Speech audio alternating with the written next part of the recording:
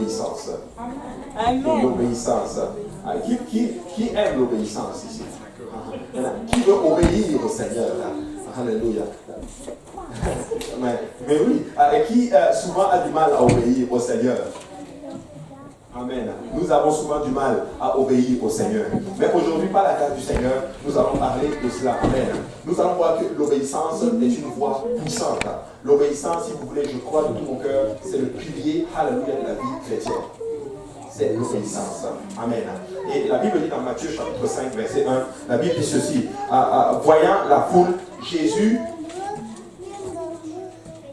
Ah ok, non, je pense. Voyant la foule, Jésus monta sur la montagne et après qu'il se fut assis, ses disciples s'approchèrent de lui, puis ayant ouvert la bouche, il enseigna et dit. Amen. Mais là, je vais poser une question et je pense que vous devrez pouvoir trouver la réponse. Je sais que certains d'entre vous, vous devez connaître ce passage. Matthieu chapitre 5, de quoi ça parle? Hein? Il parle les béatitudes. Amen. Les béatitudes. Et on va lire les béatitudes. Alléluia. Matthieu chapitre 5. On va lire un peu les béatitudes. En général, ceux qui sont de la dénomination catholique, ils aiment beaucoup cela. Mais bon, nous ne sommes pas catholiques. Amen. Alléluia. Regardez ce que la Bible dit. La Bible dit, voyant la foule, Jésus monta sur la montagne et après qu'il se fut assis, ses disciples s'approchèrent de lui. Puis ayant ouvert la bouche, il les enseigna et dit, heureux les pauvres en esprit, car le royaume des cieux est à eux. Heureux les affligés, car ils seront consolés. Heureux les débonnaires, car ils habiteront la terre.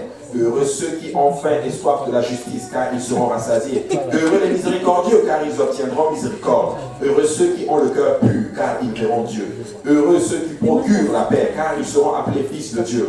Heureux ceux qui sont persécutés pour la justice, car le royaume des cieux est à eux. Heureux serez-vous lorsqu'on vous outragera, qu'on vous persécutera et qu'on dira faussement de vous toutes sortes de mal à cause de moi. Réjouissez-vous et soyez dans l'allégresse, parce que votre récompense sera grande dans les cieux, car c'est ainsi qu'on a persécuté les prophètes qui ont été avant vous. Amen. Et si vous lisez la suite, vous allez voir que Jésus est quand même sur la montagne et il est en train d'enseigner. Écoutez, le plus grand enseignant que le monde ait connu, c'est le Seigneur Jésus-Christ. Amen. Il enseignait littéralement et ça c'était vraiment extraordinaire. Maintenant, dans son sermon justement de la montagne, Jésus enseigne à ses disciples, en fait il n'est pas en train de prêcher aux pécheurs, aux non sauvés, il est en train de prêcher à ses disciples. Amen. Il est en train de prêcher à ses disciples. Et son message, s'il vous plaît, introduit ce passage pour nous montrer que Jésus attend toujours plus de ses disciples que de la foule. En fait, Jésus va s'attendre toujours à ceux qu'il a choisis, il s'attend plus d'eux que de ceux qui ne sont pas encore sauvés. Voilà pourquoi, pour ceux qui sont déjà sauvés, anciens dans la maison du Seigneur, le Seigneur s'attend à plus de vous. Et vous allez voir certaines personnes qui vont venir dans la maison du Seigneur. Et quand on va commencer à peut-être donner un peu plus d'attention aux nouveaux, ils vont être un peu frustrés en eux. Ils vont se dire, ah mais moi on ne me regarde plus. Mais non, c'est parce que tu as maturé et on attend plus de toi, en d'autres termes. Amen. Donc en fait, on ne te donne plus, mais en fait c'est toi qui as tellement maturé que tu dois commencer maintenant à donner littéralement. Amen. Donc nous donnons beaucoup plus pour faire grandir, alléluia, les nouveaux, afin qu'eux ici puissent être capables de donner un peu plus tard. Je ne suis pas un politicien, mais je vais juste prendre son exemple, juste pour illustrer en d'autres termes ce que je suis en train de dire. John Fitzgerald Kennedy a dit ceci, ne demande pas ce que ton pays peut faire pour toi, mais demande ce que toi tu peux faire pour ton pays. Alors c'est la même chose. Il ne faut pas toujours dire qu'est-ce que l'Église peut faire pour moi, mais qu'est-ce que je peux faire pour l'Église. Amen. Très important. Et comme il montait plus haut avec ses disciples, au lieu que Jésus nous dise littéralement ce qu'il veut faire pour nous, c'est-à-dire le salut, il nous dit en d'autres termes ce qu'il veut que nous fassions pour lui. Donc nous, en tant que disciples, Jésus veut qu'on fasse des choses pour lui.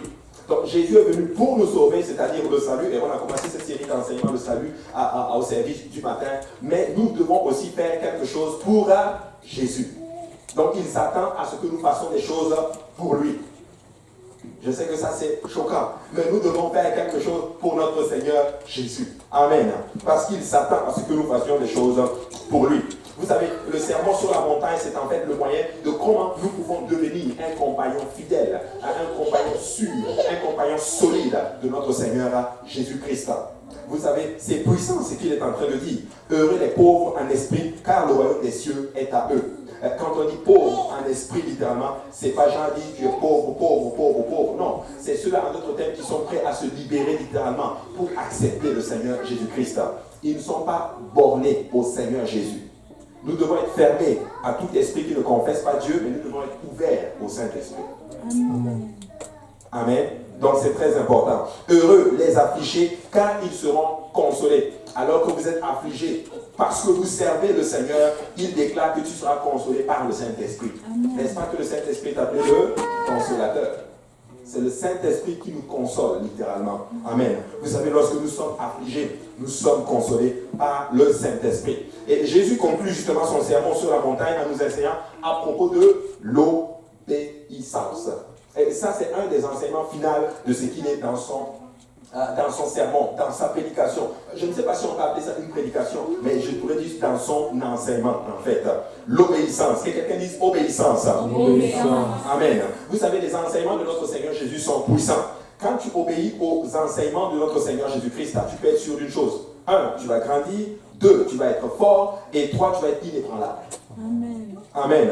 Mais il ne nous sert absolument à rien si nous ne mettons pas en pratique les commandements du Seigneur. Et Jésus termine son sermon, si on peut dire, le plus célèbre en opposant non pas les sauvés et les non sauvés, mais deux types de croyants. Deux types de croyants. Et pour ce faire, Jésus va utiliser 3 comparaisons. Savez-vous qu'il y a 2 types de croyants? Et on va en parler tantôt. Parce que tout le monde aujourd'hui dit qu'il est croyant.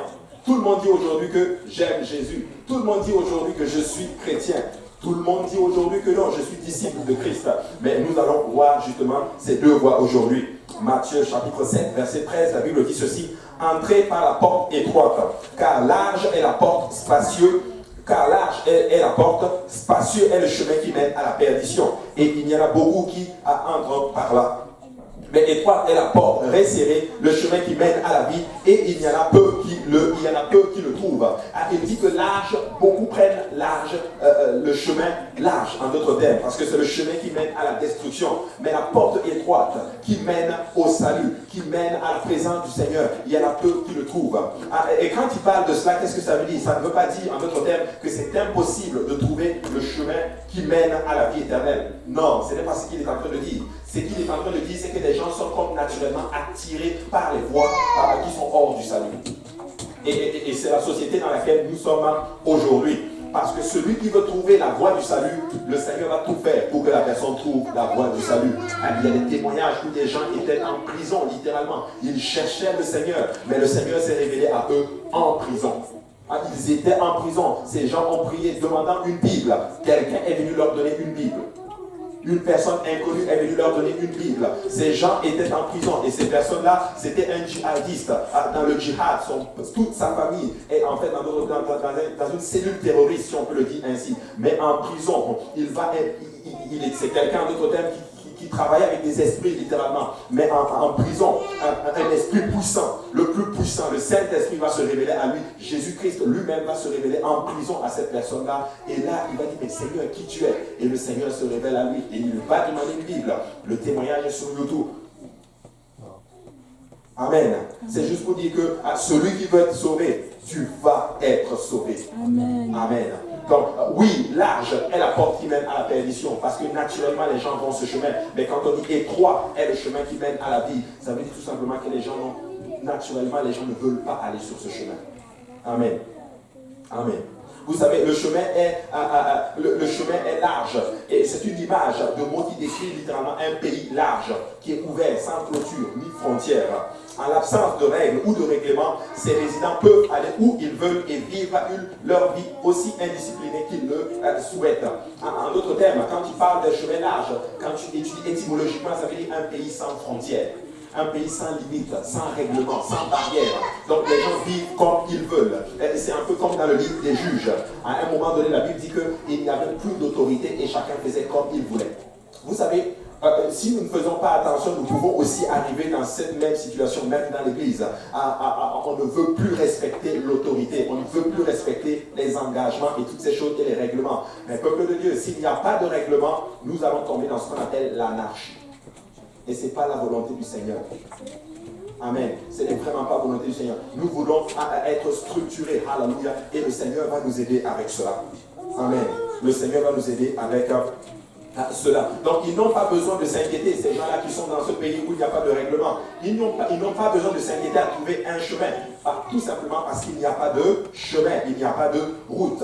Mais Jésus dit que cette façon indisciplinée de vivre, appelée soi-disant liberté, conduit à la destruction. Certaines personnes disent que non, je suis dans l'église, et plus ils commencent à avancer dans l'église, ils ont l'impression qu'ils sont en prison.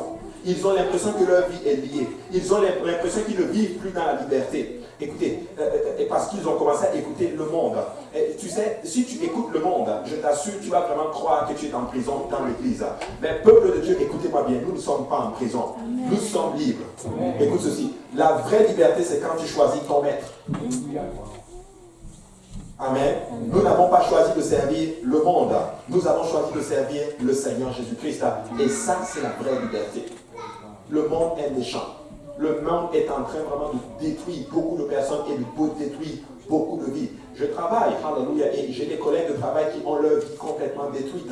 J'ai parlé littéralement avec une de mes collègues de travail. Elle était là comme ça, en train de comme ça, elle dit qu'elle était avec son copain et elle avait projeté de se marier littéralement. Et un beau matin, son copain est allé en voyage d'études quelque part et boum, et puis il l'a trompé.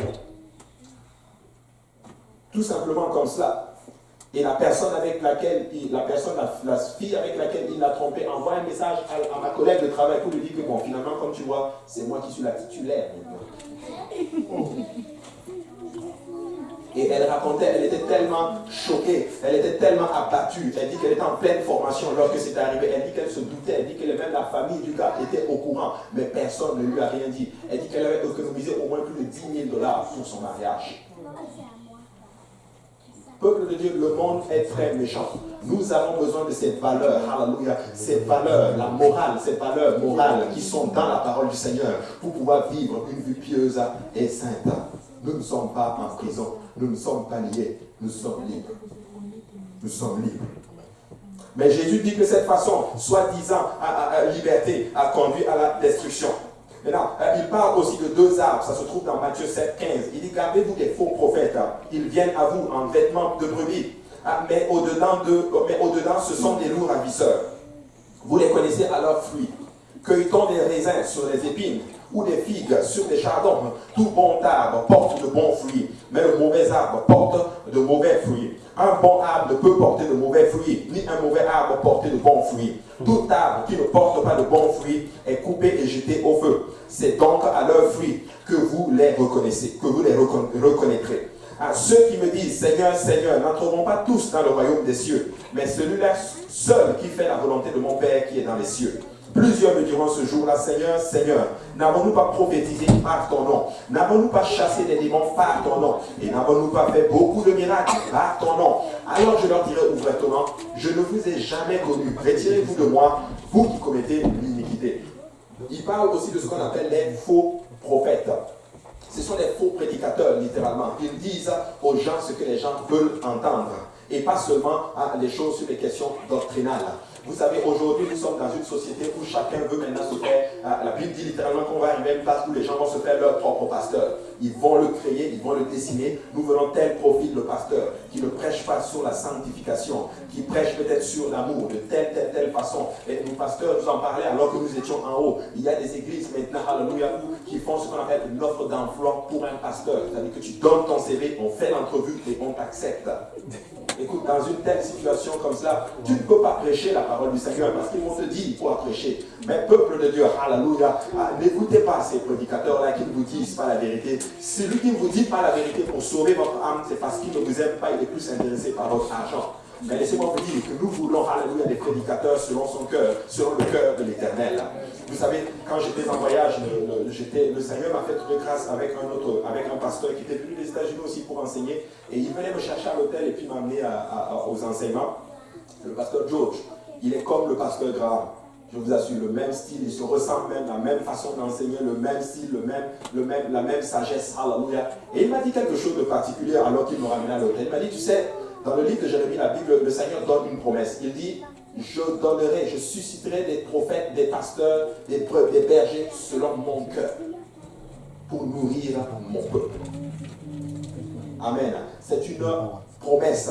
Et le Seigneur est en train, alléluia, de faire cela. Mais malheureusement, il y a aussi des faux prophètes dehors. Ils prêchent ce que les gens veulent entendre. Et nous ne voulons pas qu'on nous prêche ce que nous voulons entendre. Nous voulons qu'on nous prêche ce que le Seigneur veut qu'on nous dise. Amen. Et ça, c'est très, très, très important. La Bible dit spécifiquement, mais leurs fruits, les effets pratiques de leurs fruits se voient à long terme. On les identifie comme des faux ministres, littéralement. Ils trichent, littéralement. Regardez, Jérémie 23, 30, la Bible dit ceci. C'est pourquoi, voici, dit l'Éternel, j'en veux aux prophètes qui se dérobent mes paroles l'un à l'autre. Wow. Voici, dit l'Éternel, j'en veux aux prophètes qui prennent leur propre parole et la donnent pour ma parole. Voici, dit l'Éternel, j'en veux à ceux qui prophétisent des songes faux, qui les racontent et qui égarent mon peuple par leurs mensonges et par leur témérité. Je ne les ai point envoyés, je ne les ai point donnés d'ordre, et ils ne sont d'aucune utilité à ce peuple-là, dit l'Éternel. Ça, c'est Jérémie qui est en train de parler. J'ai lu le livre de Jérémie. Mais vous savez, Jérémie est dans un contexte très sombre. Il parle, alléluia, à Israël, alors que Israël est complètement déchu, alors que Israël est en train littéralement d'être pris captif par Babylone, littéralement. Il va prophétiser. Et quand tu étudies littéralement le livre de Jérémie, tu vas te rendre compte de quelque chose. C'est qu'il prêche contre Israël. Il dit à Israël, rendez-vous à l'ennemi. Et ça, c'est vraiment paradoxal, littéralement. Paradoxal, vraiment. Parce que Israël était vraiment tombé dans le péché. Et même les prophètes qui avaient été établis par le Seigneur, ces personnes-là ne donnaient plus vraiment les oracles de l'Éternel comme il se doit. Et le peuple a commencé à tomber. Pourquoi? Parce que le peuple était tombé dans ce qu'on appelle la désobéissance. Vous savez, j'ai appris quelque chose. C'est que le Seigneur va toujours donner à une nation l'équivalent de la perversité souvent. Un peuple qui est comme dans beaucoup d'occultisme, vous allez voir ces pays, Dieu va susciter comme un dirigeant qui va aussi les maltraiter comme pas possible. Amen. Mais si nous marchons dans l'obéissance, Dieu va susciter aussi, alléluia, des dirigeants selon son cœur. Parce que Dieu honore l'obéissance de son peuple. Amen. Très, très important. Très, très important. Notez que ces faux prophètes peuvent être des croyants apostoliques. Amen. Apostolique, c'est un guillemets. Ils se disent apostoliques. Ils prêchent au nom de Jésus. Ils sont même remplis du Saint-Esprit. Ils l'appellent Seigneur, mais ils ne laissent jamais le Saint-Esprit, l'Esprit du Seigneur les guider vers l'obéissance. Eux, ils prêchent ces choses, mais eux-mêmes ne se laissent pas changer. Nous devons faire très, très attention. Ce que nous prêchons, nous devons la laisser nous changer nous-mêmes. Tu sais, ce que tu enseignes, tu l'enseignes d'abord pour toi. Si tu fais une étude biblique, laisse cette parole te changer. Amen. Amen. Que cette parole nous change. Et ça, c'est très, très, très important. 1 Corinthiens 12, 3, la Bible dit, c'est pourquoi je vous déclare que nul, s'il parle par l'Esprit de Dieu, ne dit Jésus est anathème. Et que nul ne peut dire Jésus est le Seigneur si ce n'est pas le Saint-Esprit. Vous savez, ces disciples, entre guillemets, seront totalement étonnés du jugement lorsqu'ils découvriront que le Seigneur ne les reconnaît pas comme ses enfants. Vous savez, la langue grecque, ou du moins l'étude, la translittération grecque de Matthieu chapitre 7, verset 23, où le Seigneur dit « Je ne vous ai jamais connu », ça veut dire littéralement ceci. Si on veut, je vais vraiment le mettre terre à terre, là, ça veut dire ceci « Je ne vous ai jamais approuvé. J'ai supporté cela assez longtemps. » Amen. Ils disent, ils appellent le Seigneur, mais ils font le contraire plus tard, en dessous. Amen. Peuple de Dieu, nous voulons que le Seigneur nous connaisse. Voilà pourquoi je dis que la repentance est très importante dans notre vie chrétienne. Nous devons constamment nous repentir et demander au Seigneur, sonde-moi Seigneur et connais-moi. Sonde-moi. La sonde, c'est comme un appareil qu'on met dans un corps étranger pour vérifier s'il y a comme un dommage, littéralement. Mais laissez-moi vous dire que si nous faisons cette prière, peuple de Dieu, nous allons être approuvés du Seigneur. Jésus ne cherche pas des gens parfaits, nous ne sommes pas parfaits, mais Jésus cherche des gens sincères qui veulent changer. Amen. Il cherche des gens sincères qui veulent changer. Dans Matthieu 7, 27, Jésus, dans son sermon, parle aussi de ce qu'on appelle deux maisons. Matthieu 7, 23, la Bible dit ceci. Alors je leur dirai ouvertement, je ne vous ai jamais connu, retirez-vous de moi, vous qui commettez l'iniquité. C'est pourquoi quiconque entend ces paroles que je dis et ne les met pas en pratique sera semblable à un homme prudent qui a bâti sa maison sur le roc.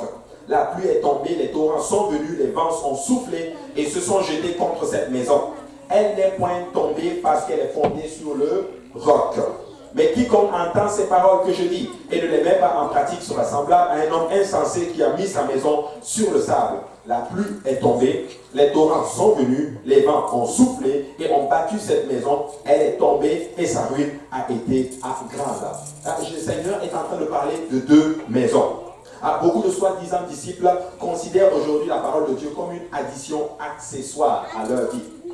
Ils entendent prêcher, mais ils n'obéissent pas à ses enseignements que s'ils leur conviennent. Certaines personnes ne vont pas obéir seulement que ça, si ça leur convient. Vous savez, j'ai appris quelque chose avec le Seigneur. Quand on prêche et que ça me fait du mal, c'est que le Seigneur est en train de dîner quelque chose de très important en moi. Amen. Très important. Vous savez, et c'est important qu'on nous dise littéralement. Est-ce que vous avez déjà vu, vous savez, quand on enlève le mal, il y a certains mal, quand le médecin enlève, la douleur est intense. Mais laisse-moi te dire que l'effet secondaire, après, tu rends grâce à Dieu. Merci qu'on m'ait enlevé ce bourreau. Amen. Et le Seigneur travaille comme cela avec chacun de nous. En conséquence, il parle de la maison. Donc la maison qu'il construit semble être bon, mais elle n'a aucun fondement parce que l'obéissance est le fondement de la vie chrétienne. La fondation d'une maison est extrêmement importante, même si elle est cachée, même si nous ne la voyons pas. Amen. Si vous avez une maison, vous allez vous rendre compte que la fondation est très, très importante. Vous savez, pour faire une fondation, on va creuser beaucoup pour trouver le bon sol. Et lorsqu'on trouve, le frère Sylvain dans la construction, il sait, et lorsqu'on trouve le bon sol, on va maintenant construire ce qu'on appelle une fondation. Et toute la maison repose sur la fondation. Voilà pourquoi quand tu vas acheter une maison et que tu as un gros bobo sur la fondation, fais attention si tu vas l'acheter ou pas. Parce que la fondation est importante. Elle est importante même si on ne la voit pas. Chaque personne construit une maison. Dans l'écriture, le mot maison peut être utilisé pour décrire, par exemple, la vie d'une personne. Par exemple, Matthieu 12, 43 et 45 nous dit ceci. Lorsque l'esprit impur est sorti d'un homme, il va dans les lieux arides cherchant du repos, et s'il n'en trouve point, alors il dit, je retournerai dans ma maison, d'où je suis sorti. Et quand il arrive, il la trouve vide, balayée et ornée. Il s'en va et il prend avec lui 7 autres esprits plus méchants que lui. Il entre dans sa maison, s'y établissent, et la dernière condition de cet homme est pire que la première, et il en sera de même pour cette génération méchante. Donc, quand la Bible parle de maison, ça peut représenter la vie d'une personne. Donc, vos vies représentent votre maison. Amen. Maintenant, tout est basé sur comment tu vas bâtir ta vie, comment tu vas bâtir ta maison. Avec une fondation, avec des murs, avec des portes, avec des fenêtres, avec tout ce qui va avec une construction d'une maison. Donc, votre vie est une maison. Amen. Ensuite, dans la Bible, la maison peut représenter la famille d'une personne. 1 Timothée 3, 4 et 5 dit ceci. Il faut qu'il dirige bien sa propre maison. Il parle de l'évêque. Pour établir quelqu'un à charge ou un office à quelque chose, on ne va pas seulement regarder au don de la personne, on ne va pas seulement regarder à la capacité de la personne, on ne va pas regarder seulement aux possibilités de la personne, mais on va aussi regarder comment il traite sa maison, comment est sa maison, comment est sa famille, comment est son couple, comment il éduque ses enfants. Tout ça, ce sont des critères que l'apôtre Paul a établis, ou du moins que la parole du Seigneur établit pour établir un évêque, pour établir quelqu'un dans l'office, en d'autres termes. En d'autres termes, si vous êtes appelé dans le ministère, ce n'est pas seulement la connaissance de la parole du Seigneur. C'est très important, mais c'est aussi tout à voir avec la vie que vous menez. Certains d'entre vous, on vous observe, et cela depuis très longtemps. Amen. On vous observe, parce que pour pouvoir vous établir à charge, on regarde tout ceci. On regarde, est-ce que vous marchez dans l'obéissance? Est-ce que vous marchez dans la soumission? Est-ce que vous marchez dans l'humilité? Est-ce que vous marchez dans l'honnêteté? En fait, tout ça, ce sont des critères qui entrent. Et ça représente aussi votre maison. Amen. Troisième point, ça représente aussi, en d'autres termes, de l'église elle-même, qui est la maison du Seigneur. 1 Pierre 2, 5 et 9 dit ceci, au verset 5, il dit, et vous-même, comme des pierres vivantes, édifiez-vous pour former une maison spirituelle, un saint sacerdoce, afin d'offrir des victimes spirituelles agréables à Dieu par Jésus-Christ. Car il est dit dans l'Écriture, voici je mets à Sion une pierre angulaire, choisie, précieuse, et celui qui croit en elle ne sera point confus. L'honneur est donc pour vous qui croyez. Mais pour les incrédules, la pierre qu'ont rejetée ceux qui bâtissaient est devenue la principale de langue et une pierre d'achoppement et un rocher de scandale. Ils s'y heurtent pour n'avoir pas cru à la parole et c'est à cela qu'ils sont destinés. Vous, au contraire, vous êtes une race élue. Dis à ton voisin, toi, au contraire, tu es une race élue, un sacerdoce royal, une nation sainte, un peuple acquis, afin que vous annonciez les vertus de celui qui vous a appelé des ténèbres à son admirable lumière. Il parle de l'Église, il parle de son corps, si on peut le dire en d'autres termes. C'est la maison. Maintenant, j'aimerais parler de cela un peu. Comme des pierres vivantes, la Bible dit, édifiez-vous pour former une maison spirituelle. Ça veut dire que tous ensemble, nous formons une maison spirituelle. Donc nous devons nous édifier les uns les autres pour former une maison spirituelle. Ça veut dire que ceci, c'est que si mon frère est spirituellement bâti, mon frère est spirituellement bâti, ma soeur est spirituellement bâtie, ensemble, nous formons une maison spirituelle. Nous formons, alléluia, un saint sacerdoce pour pouvoir offrir des victimes spirituelles agréables à Dieu. Ça veut dire que pour qu'en tant qu'église locale ou en tant qu'ensemble, collectivement, nous puissions donner des sacrifices agréables à Dieu, nous devons nous édifier ensemble.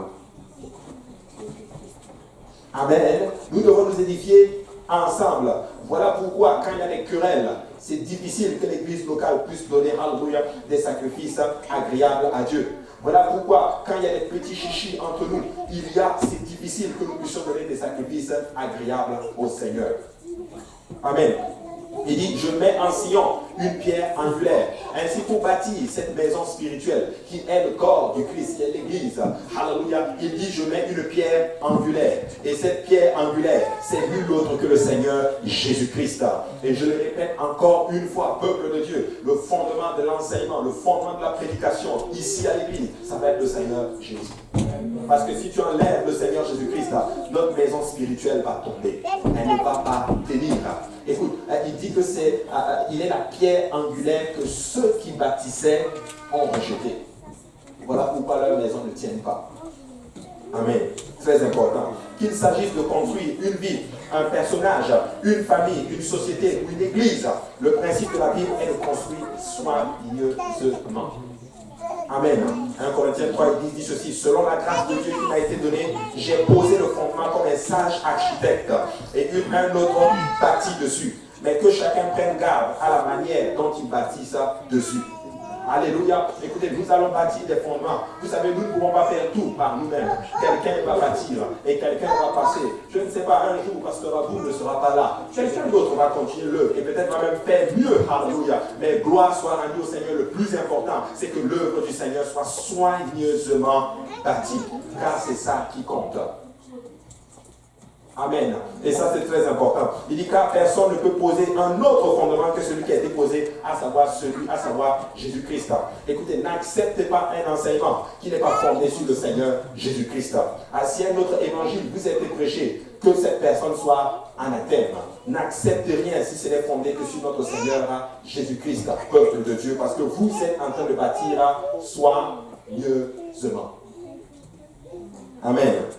Or, si quelqu'un bâtit sur ce fondement avec de l'or, de l'argent, des pierres précieuses, du bois, du foin, du chaume, l'œuvre de chacun sera manifestée, car le jour la fera connaître, parce qu'elle se révélera dans le feu, et le feu éprouvera ce qu'est l'œuvre de chacun. Donc le feu va bâtir, va révéler en d'autres termes, qu'est-ce que nous avons bâti. Si tu as bâti avec de l'or, le feu va l'éprouver et ça va être purifié. Si tu as bâti avec quelque chose de solide, le feu va éprouver. Mais si tu l'as bâti avec du bois, du foin, laisse-moi te dire que le feu va l'éprouver, ça va brûler et ça va perdre littéralement. Nous voulons bâtir avec de l'or. Maintenant écoutez ceci, retenez ceci. Chaque personne est soit un constructeur sage ou fou. Chaque personne est un bâtisseur, sage ou fou. Proverbe 24, 3 dit ceci. C'est par la sagesse qu'une maison s'élève et par l'intelligence qu'elle s'affermit.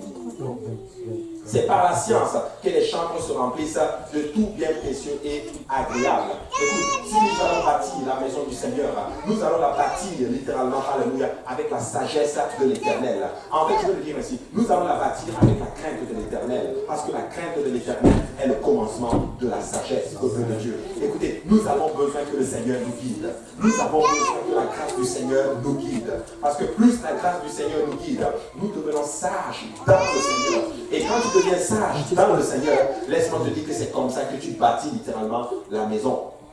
Ça peut être ta maison personnelle, ça peut être l'église, comme ça peut être ta propre vie. Écoutez, beaucoup de personnes n'agissent pas dans la sagesse. Je veux le dire ainsi. On va parler, est-ce qu'on peut parler un peu là? Amen. On va parler un peu, il faut être sage.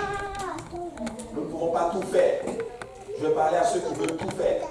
Nous avons perdu quelqu'un, pas perdu quelqu'un, mais en ce moment, c'est pas facile pour quelqu'un parce qu'il n'y a pas eu de sagesse dans ce sens-là. Amen.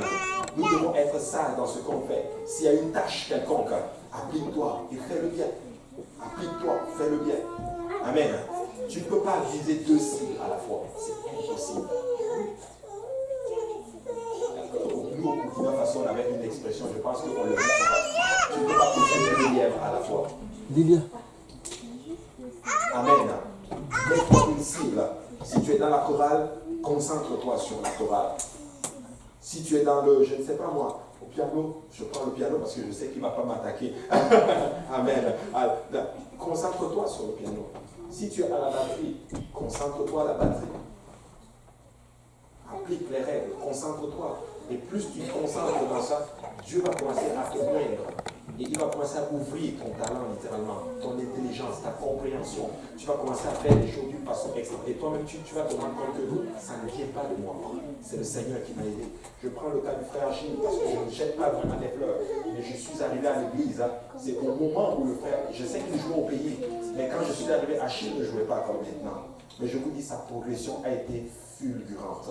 Je n'ai jamais vu quelqu'un qui ait appris en ce laps de temps. Je crois qu'en l'espace de 6-7 mois, il prenait le premier piano. Écoutez, ce n'est pas seulement son talent, mais il y a eu beaucoup de consécration et il y a eu beaucoup d'onction avec. C'est la même chose avec le ministère. Concentrez-vous. Même si tu n'es pas appelé dans le ministère, concentre-toi. Alléluia, parlons des services. Applique-toi à des services et sois régulier et fidèle à cela. Et tu vas voir que tu vas grandir. Mais si tu veux tout faire, tu vas juste... C'est comme la nourriture physique. Si tu manges un peu de partout, tu vas juste te faire du mal. Mais si tu manges équilibré, tu vas grandir dans le Seigneur. Alors tu es en train de bâtir ta vie d'une façon sage. Amen. Très important. D'une façon sage. Des fois, nous pensons qu'en faisant beaucoup de choses, ça veut dire l'approbation du Seigneur. Non. L'approbation du Seigneur, c'est faire ce qu'il nous demande de faire. Amen. Chaque personne est un constructeur, sage ou fou. Amen. Le concept biblique de entendre est le même que obéissance. En d'autres termes, si vous ne faites pas ce qui est dit, vous ne l'avez pas vraiment entendu. Amen. Vous n'avez pas vraiment entendu. Il y a beaucoup de similitudes entre deux constructeurs dans la parabole de Jésus. En fait, la seule vraie différence entre le sage et l'homme insensé, c'est une fondation que Jésus appelle l'obéissance. La seule différence entre un sage et un fou, c'est l'obéissance. Le sage obéit, le fou désobéit. Mais nous voulons obéir au Seigneur. Nous voulons obéir au commandement. Tu sais, quand tu obéis, tu as l'impression que tu es fou, selon les hommes. Mais en fait, quand tu obéis, tu es fou pour les hommes, mais tu es sage pour Dieu. Amen. Mais quand tu obéis selon les hommes, tu es fou pour Dieu et tu es sage pour les hommes. Mais tu veux être sage pour Dieu. Amen. Tu veux vraiment être sage pour le Seigneur. Il y a beaucoup de similitudes littéralement entre deux constructeurs dans la parabole de Jésus-Christ, comme je l'ai dit tantôt. Luc 6, 46 dit ceci: pourquoi m'appelez-vous Seigneur, Seigneur, et ne faites pas ce que je dis? Amen. Si nous disons Seigneur, Seigneur, nous voulons faire ce qu'il nous demande de faire. Jacques 1,22 dit ceci, mettez en pratique la parole et ne vous bornez pas à l'écouter en vous trompant vous-même par de faux raisonnements. Le fondement de la vie d'une personne est l'obéissance à la parole de Dieu. La désobéissance dans votre vie est comme construire une maison sans fondement.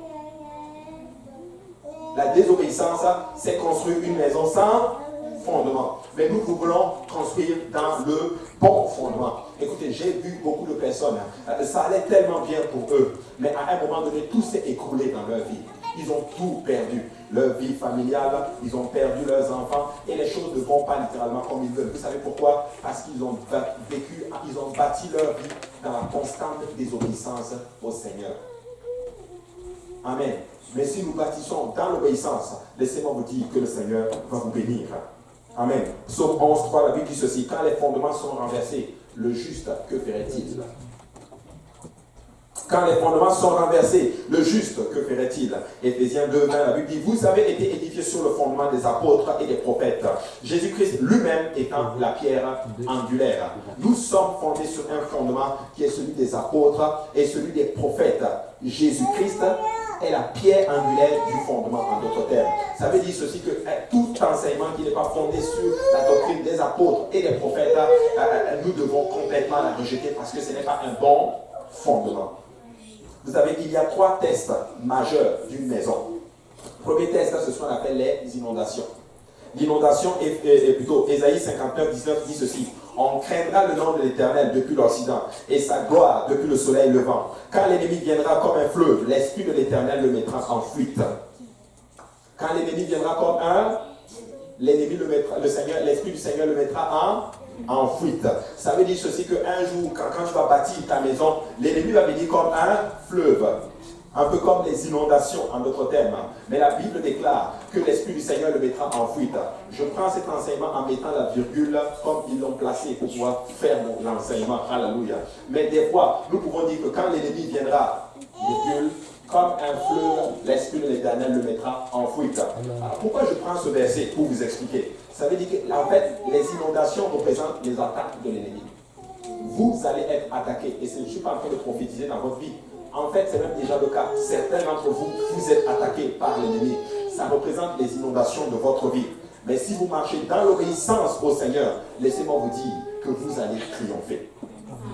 Amen. Regardez Apocalypse 12, 15. Et de sa bouche, le serpent lança de l'eau comme un fleuve derrière la femme, afin de l'entraîner par le fleuve. C'est qui le serpent? Le diable. Il lance de l'eau littéralement. Donc, les inondations représentent en d'autres termes les attaques de l'ennemi dans nos vies. Écoute, si ta maison est bien bâtie, si tu as le bon fondement, même si l'inondation arrive, ta maison va tenir. Ta maison va tenir. Troisième test majeur, c'est ce qu'on appelle le vent. Éphésiens 4, 14 dit ceci, afin que nous soyons plus des enfants flottants et emportés à tout vent de doctrine par la tromperie des hommes, par la ruse, dans les moyens de séduction. Le vent ici représente les fausses doctrines. Éphésiens 4, 14. Amen. Le vent représente les fausses doctrines. Beaucoup de personnes sont séduites par les fausses doctrines. Il y a beaucoup de personnes, alléluia, qui ont quitté l'église. J'ai entendu récemment qu'ils étaient rendus quasiment comme des kamites. Ils sont tombés dans les fausses doctrines. Ils ont commencé à accepter les séductions du monde. Mais laissez-moi vous dire que quand tu ne marches pas dans l'obéissance, tu es sujet littéralement à tomber dans ce qu'on appelle les fausses doctrines. Nous devons marcher dans l'obéissance, du peuple de Dieu.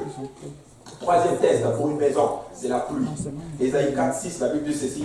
Il y aura un abri pour donner de l'ombre contre la chaleur du jour, pour servir de refuge et d'asile contre l'orage et la pluie.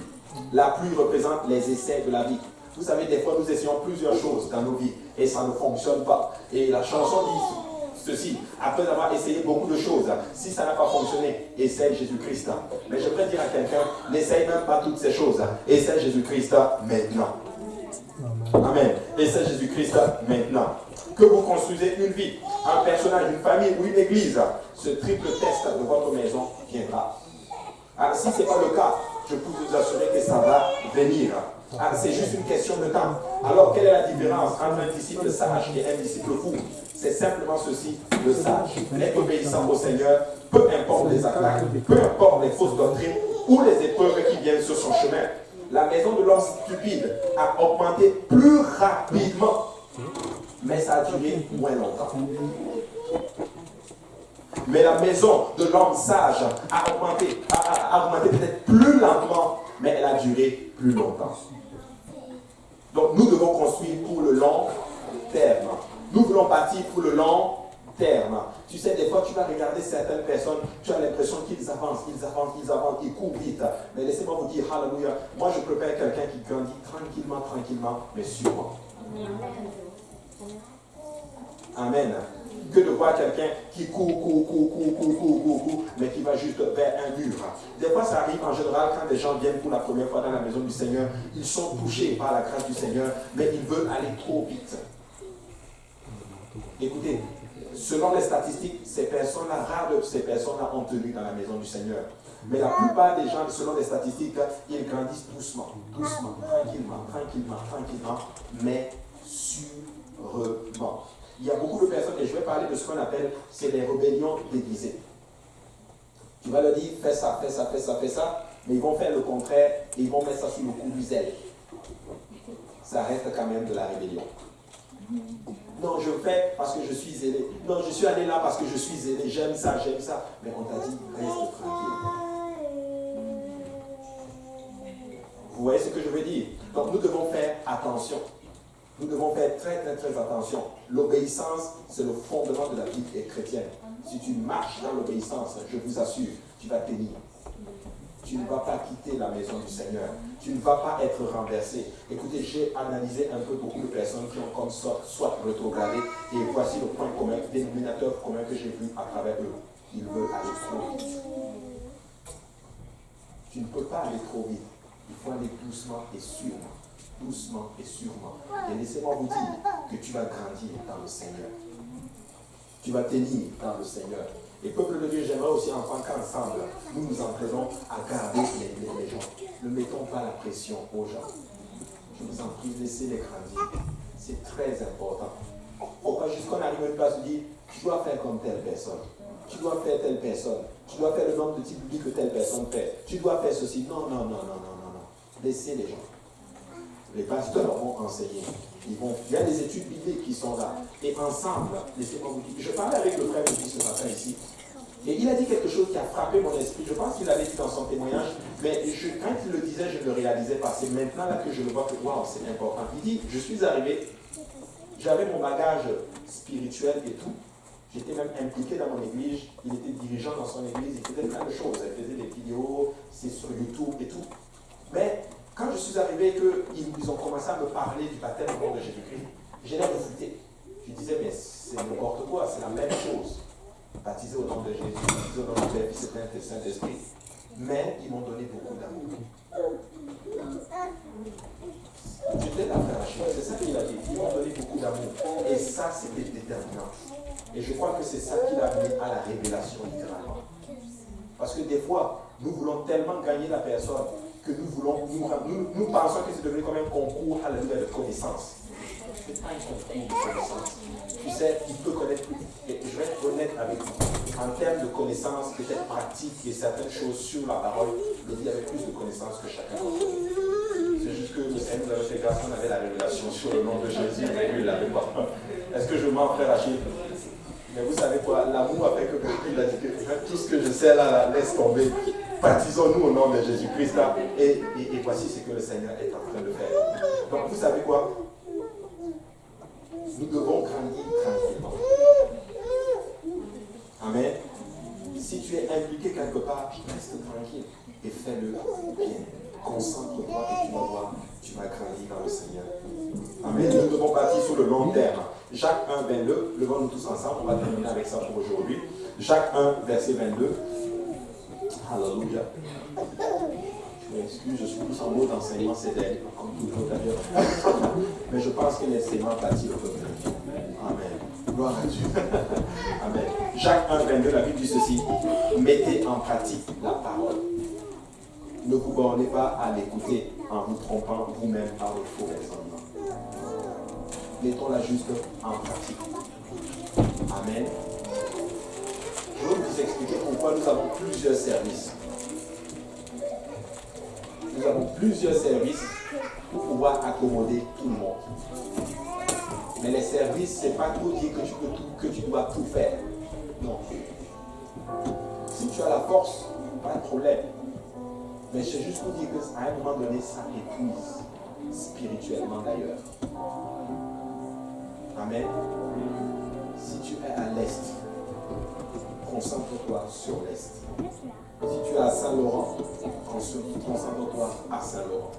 Si tu es à Montréal-Nord, concentre-toi à Montréal-Nord. Si tu es à Saint-Michel, concentre-toi à Saint-Michel. Si tu es à Hochelaga, concentre-toi là-bas. Tu serais plus efficace. Amen. Le but, c'est pas genre, j'ai plus de personnes. Non. Le but, c'est que nous voulons toucher tout le monde. C'est ça qui compte. Amen.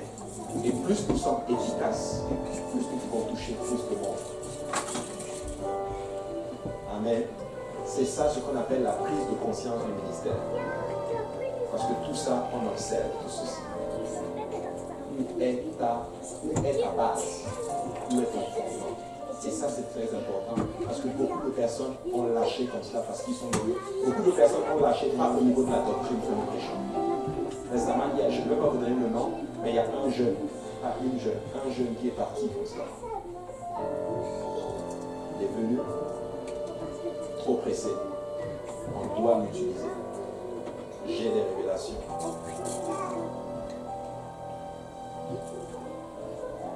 Il n'est plus là aujourd'hui. Amen. Je ne veux pas que vous lâchiez. Je ne veux pas qu'à un moment donné que quelqu'un arrive, la personne dit je suis épuisé. Amen. Voilà pourquoi j'enseigne cela. Parce que je veux que vous grandissiez dans le Seigneur. Parce que quelqu'un qui rencontre le Seigneur ne doit pas tomber. Amen. Et moi je ne veux pas vous perdre. Amen. Jésus a dit ceci, je n'ai perdu aucune âme de ce que tu m'as donné. Amen. C'est très important pour le Dieu de Dieu. Alléluia. Marchons juste dans l'obéissance. Et concentre-toi sur ce que tu as à faire. Ça, et tu vas voir que tu vas grandir. Tu vas grandir, tu es tellement efficace. Tu es puissamment utilisé par le Seigneur. Et tu vas te rendre compte, tu vas dire, waouh, merci Seigneur. Amen. Tous ceux qui sont utilisés puissamment dans le Seigneur, c'est des gens qui sont focalisés sur les tâches. Amen.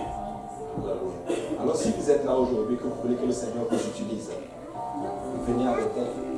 Parce que moi je sais que le Seigneur va vous prendre d'une onction spéciale tout à chacun de vous. Je sais que le Seigneur va déposer sur vous un esprit fort et puissant. Le Seigneur va mettre dans votre cœur un fardeau. Et je veux que vous réalisez, voici, on va faire quelque chose de spécial aujourd'hui. Ça vient de tomber dans mon esprit. On va faire quelque chose de spécial aujourd'hui. Je vais attendre que vous alliez tous à l'hôtel.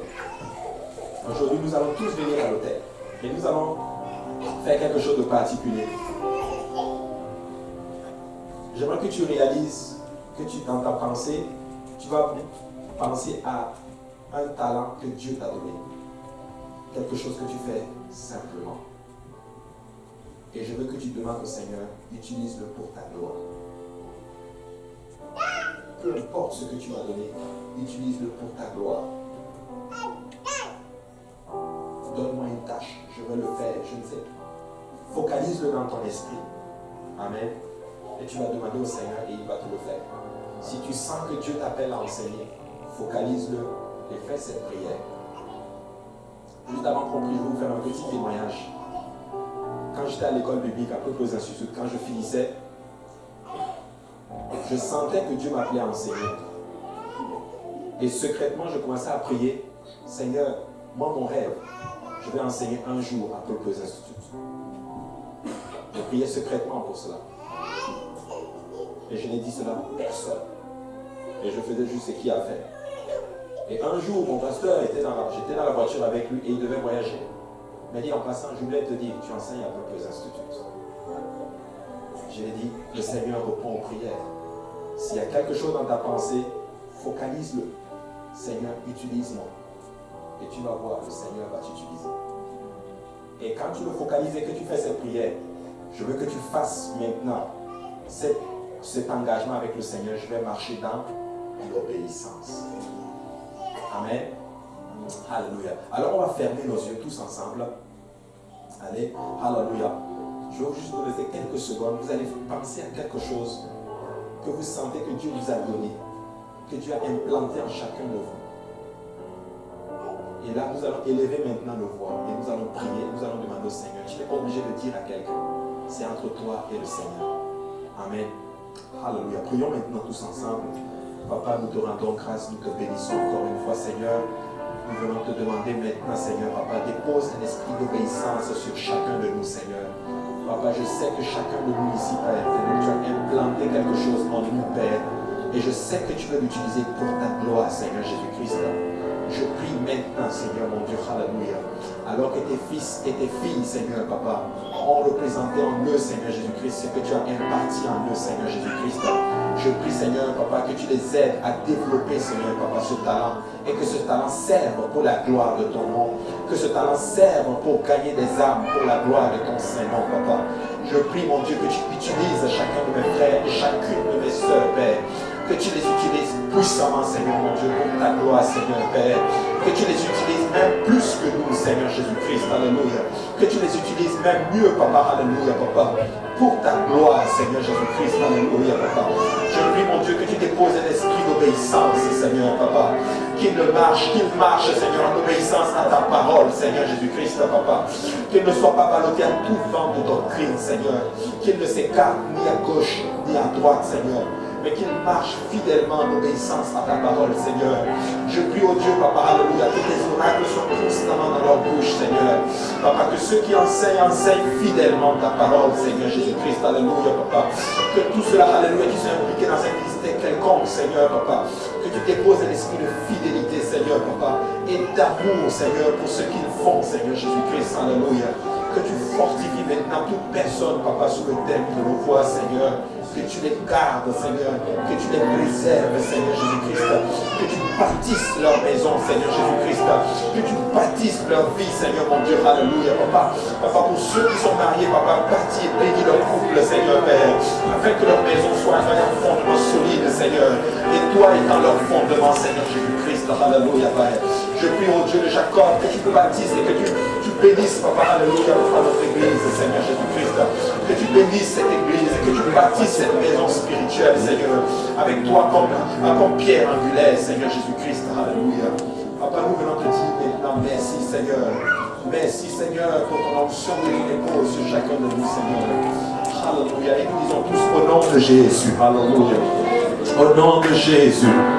Au nom de Jésus. Au nom de Jésus. Si vous croyez que le Seigneur vous a donné cet esprit, si vous croyez que le Seigneur a développé vos talents, mettez vos mains en signe de remerciement au Seigneur. Dites-lui merci, alléluia. Dites-lui, Seigneur, continue à m'utiliser puissamment, alléluia. Au nom de Jésus-Christ, alléluia. Que le Seigneur vous amène à une autre dimension. Notre dimension, alléluia. Vous avez tous quelque chose pour la gloire du Seigneur. Vous avez tous quelque chose pour la gloire du Seigneur. Que le Seigneur vous exploite pour sa gloire. Va bénir. Alléluia, alléluia, alléluia, alléluia, Jésus. Alléluia, Seigneur, alléluia, Jésus, alléluia. Alléluia, Jésus, alléluia, Jésus. Alléluia, Seigneur, alléluia. Alléluia. Alléluia. Que le Seigneur vous bénisse. Dis à ton voisin que le Seigneur te donne de l'onction. Alléluia. Au nom de Jésus. Salut votre voisin. Mettez-vous dans les bras, faites un câlin. Alléluia. Que le Seigneur vous bénisse. Alléluia.